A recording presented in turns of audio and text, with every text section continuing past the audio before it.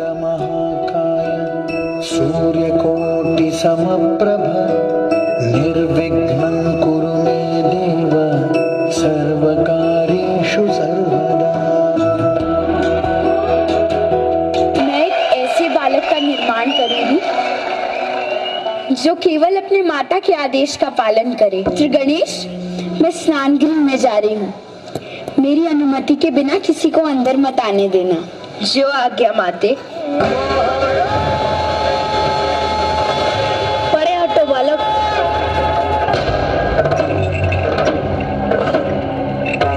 आप भीतर नहीं जा सकते। अरे ये कैसी बात हुई? हमारा ही घर और हम भीतर नहीं जा सकते। कौन हो तुम बालक?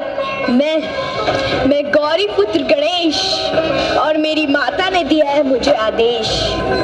जब तक उनकी अनुमति नहीं होती कोई भी भीतर नहीं जा सकता। आप है कौन मुझे आदेश देने वाले?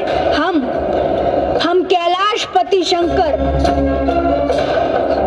हम तुम्हें अंतिम चेतावनी देते हैं, द्वार से हट जाओ।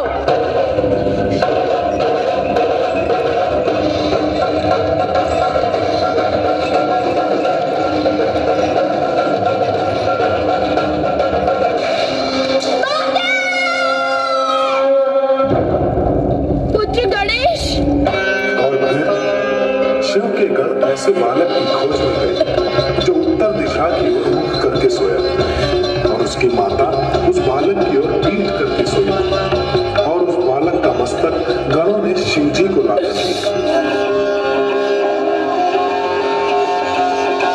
माते